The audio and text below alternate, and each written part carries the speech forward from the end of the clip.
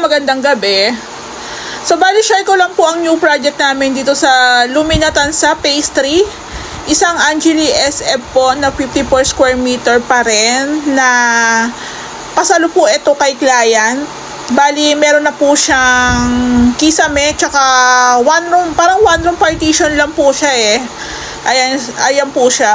So, bali ito po, 1 week ago, nag-inquire sa akin si ma'am na gusto na nga daw niyang ipagawa tong unit niya dito sa Phase 3. Actually, katabi lang po to nung unit ni Ma'am Norhuda Mashud. Ayan po. So, bali yung hagdan niya, meron na rin po siyang cover, pero wala pang tiles. So, aayusin din po namin yan. So, ito naman po yung kanyang extension. Angeli SF po ito, 54 square meter. So, ayun, bali, kinontak na rin po namin yung para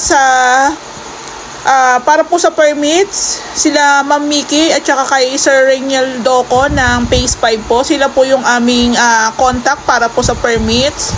So, nagpalakad na rin po si Ma'am.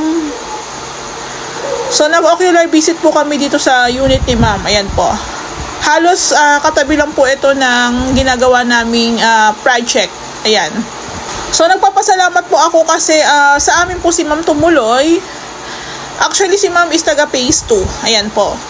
So, after ng 1 week po, niready na po namin ni Ma'am yung mga materials na gagamitin. Ako po lahat ang nag-asikaso from tiles, hardware materials, tsaka po yung mga PVC na gagamitin.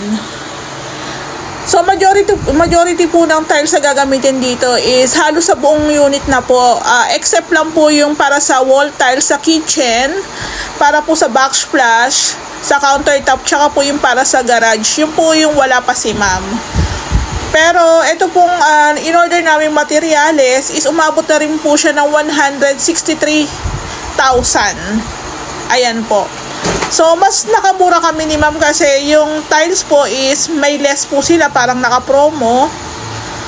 At the same time, yung mga kinukunan ko rin pong product, mga PVC, is meron din pong discount. So, ayan nga po, second batch po ng pag-deliver ng mga tiles, tsaka adhesive, nagkasabay-sabay na po pati yung hardware materials. 1 day delivery lang po yan, pinagsabay-sabay ko na para maasikaso ko po lahat. Para isang deliver, isang receive ko na lang din po yan. Ayan po. So, parang pagdating po sa side ni client is napaka-convenient kasi unang-una, hindi na po sila ang mag-aasikaso ng mga materials. Kumbaga, payment na lang po yung aasikasuhin nila. Ayan po, nagkasabay-sabay na po. Ito yung mga hamba na gagamitin natin sa kwarto. Andito na po lahat ng hardware materials, insulation, pinto. Tapos yung iba pong mga accessories na nabili na nila Ma'am, pinakit ko po muna sa taas kasi nga po baka ma-damage dito sa baba. So, pag gumagawa po kami ng mga townhouse, mga SF, single detached, is yung pinakababa po talaga ang tambakan natin ng mga materyales. So, pinipwesto lang po namin ng tama na saktong makakadaan kami while ginagawa yung taas o yung ating bathroom. Ayan po. So, while waiting sa pagdating ng iba pang mga materyales, andito lang po muna ako sa unit ni Ma'am. Sila man po kasi tsaka si Sir is may trabaho. Ayan. So, sa akin po, lalo na kung taga-Lumina Tansa kayo, pwede nyo lang mong ipagkatiwala sa akin. Ayan po. Actually, yung pag-asikaso ko po is hindi kasama yan sa labor na babayaran nyo. Pero, ayun na nga po, ako na rin po yung nagpipresenta kasi nga po, mas alam po namin. Parang tulong ko na rin po to kay Ray sa pag-asikaso po ng materials, paglilista. Ayan po. So, imagine 163,000. Halos na-order na natin lahat. Ang wala na lang po dyan yung para sa ating extension.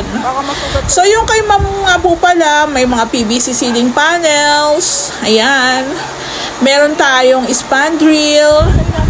Metal spandrel po ang tawag dyan. Meron din pong fluted panel. So, ang order ko po is isang bagsakan na lang din. PVC, fluted panels, spandrel. Para isang charge lang po sa Lalamove. Ang Lalamove po dito is nag-rate po siya ng 998. Ayan po, kasi medyo marami po yung in-order namin. Ayan. So, bali, hindi po kasi siya pre-delivery. Bali, mababa na po kasi ang kuha namin sa mga items. So, si supplier po is via Lalamove. So, kami rin po ang mag-shoulder ng delivery. Ayan po. So, yung spandrel po, in-order ko po yan agad. Kasi mga 2 to 3 days po yan, ginagawa pa nila. So, sabay-sabay na po ang deliver niyan para hindi rin po magastos sa ating delivery charge, OP. Ayan po. So, andyan na po lahat ng Hardiplex na gagamitin natin sa room partition, kisame, cove ceiling. Ayan po. So, halos na pupuno na siya. Actually, wala pa po dyan yung pang-extension, ha. Pag bumili tayo ng materials para sa extension, aabot po yun ng kulang-kulang 100 po agad. Sa semento pa lang po, kulang-kulang 100 po magagamit natin dyan. So, walang time po prestohan. So, ang dami po nating PVC, fluted, tsaka spandrel. Sabay-sabay po lahat yan. Ayan, maganda. Ayan po. So, mas sinasuggest po talaga namin ang PVC para no need na magpintura. Kasi katagalan po talaga yung mga kisame. Kahit anong ganda pa ng masilya dyan, pintura. Pag mainit po ang panahon, may hangin, tendency po talaga makita nyo na yung mga guhit-guhit. Guhit-guhit. So, ayan po.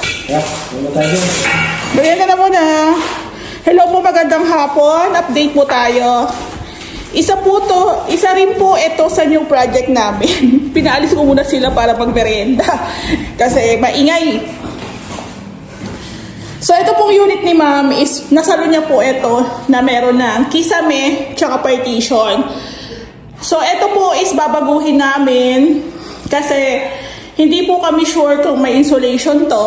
Tapos, ang gusto rin po ni ma'am tsaka ni sir yung mga wirings para sa pin lights. Kasi isang ilaw lang po ito. Isa doon, tsaka isa rin dito. So, ang gagawin po namin dito, since yung parang chalk, ang tawag doon. Tapos ito po nainitan yung bakal na yan. Bakal po ito. So dapat po ang kisame natin mas mababa pa dyan para hindi po ito makita. So ayusin po namin itong kisame ni mama. Ayan. So bali ang GPSF to, isang unit lang din po ang pagitan. Dalawang project din po namin to. So ito pong pinaka-flooring dito sa taas is natanggal na rin po nila yung kapak. So, ready na po itong lagyan ng tiles once na available na po yung ating tile setter. Tapos, ito nga po, ito na lang po yung pinaka-standard namin na pang hallway grills. So, ayan, nagawa na rin ni Ray. So, pwede na rin po yan i-install. Ayan, diba? So, kinakayod-kayod na lang po ni Ray yung mga konting sobra. Then, i-install na rin po yan. So, sa amin po, napapabilis namin yung gawa kasi alam na po namin yung proseso. Pero yun nga, bumabagal yung gawa kasi nga po, marami po kaming projects na hawak. So, nagpapasalamat din po ako kasi marami nagtitiwala sa amin. So, ito nga po, itong mga nakabox na to is yung mga accessories po to nila ma'am. So, bali, inuunti-unti na po nila yung pagbili ng mga accessories kasi medyo mabigat din talaga. Medyo mabigat din po talaga yung mga accessories kahit sabihin mo mga ilaw-ilaw lang yan. Ayan, lavatory, andito po lahat. Stainless, yung lababo. So, sa mga susunod na araw, sabi ko nga po, pag sa amin po kayo magpapagawa, ikot-ikot lang po yung tao namin. Lalo na't marami po kaming projects na hawak. So, pwede po namin kunin yung unit nyo, pwede namin gawin. Pero, wag nyo lang po kaming madaliin. Hayaan nyo lang po kaming dumiskate. Kasi meron naman po tayong agreement na 2 to 3 months na usapan. So, ito nga po kina ma'am is may unit po sila sa phase 2. So, sabi ko naman kay mama, wag niyo po kami madaliin. Sabi niya, wala problema ma'am, ganyan. Basta ang sa amin, maumpisada daw po yung kanilang bahay. So, ayan. So, kanila kasi is lumalaki na yung pamilya. So, na-share lang sa akin ni ma'am. So, gusto na niya na ipagawa na to. Ayan. So, nagpapasalamat po ako ma'am kasi sa amin nyo to pinagkatiwala. Ayan po. So actually, pinaka-labor po namin dito is nakapix kami doon. Pero dapat nga kung kasi parang i-repair namin to dapat nito may additional. Pero wala na po. Kumbaga kasi madali lang naman magtanggal, magbakla. So kinukonsider din po namin kasi isang buong unit. Ayan po. So, ito po yung standard grills natin. Pag gusto niyo po ng hallway, ito na lang po. Para kasi, ang naisip ko po kasi, isang design na lang ng pinaka, dito sa hagdan po, tsaka dito sa grills, hallway grills, isang design na lang po. Para mas maganda po sundan yung design ng renovation. Ayan po. So, ito, again, nagpapasalamat po kay ma'am kasi sa amin niya to pinagkatiwala. Ito nga po pala, while waiting kami sa permit para sa extension, in-order na po namin lahat ng materials na gagamitin namin sa loob. Sa loob pa lang po ito. So, I think umapunta po kami ng 63 po ata o 67. 167 po. Ayan, kasama na po yung mga metal parings, mga tile adhesive, mga PVC, Hydiplex, yung mga tiles natin. Yung tiles natin kulang pa po yan, yung gagamitin namin sa wall, sa kitchen, kulang pa, pati po yung sa garage, kulang pa. So, ito nga po yung ating bathroom, na tanggal na rin po nila yung lubang tiles, yung mga accessories. Ayan. So, sa mga susunod na araw, pwede na rin po itong galawin ng ating tile setter. Tabi po. Ayan. Kailangan lang din natin sinsilin. Paunti-unti. So, nahakot na po palabas yung mga natanggal dito. Nandito po siya sa labas.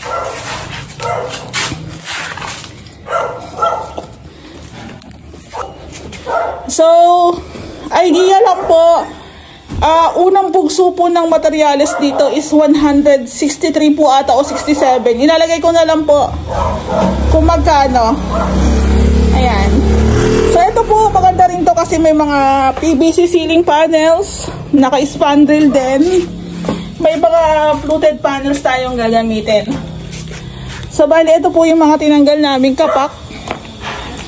Ito po yung mga tinanggal naming kapak doon sa may second floor, tsaka po sa may bathroom. Ayan. Tapos ito nga po pala yung kahoy na sasaluhin din nila. Nilagay na po namin dito. Then, sa mga susunod na araw, pwede na rin tayo mag-start para sa ating extension. Ito nga po pala yung tinanggal naming yung para siyang chalk. Nakalimutan ko yung tawag eh. Ang tawag dito? Ang tawag dito? Gypsum board. Ayun, gypsum board. Yan.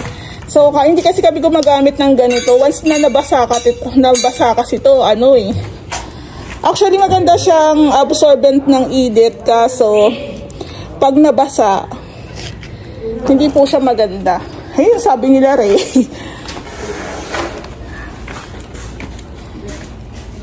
So, yung iba pong metal parings, hindi na rin po natin magagamit yan. Tapos yung isa ko pong project dito na patapos na dito rin po. Halos katabi lang. So maganda rin po itong isang unit na to kasi hindi rin po siya minamadali. So hinahayaan lang din kami ni ma'am na kumilos. Ayan. So ayan po.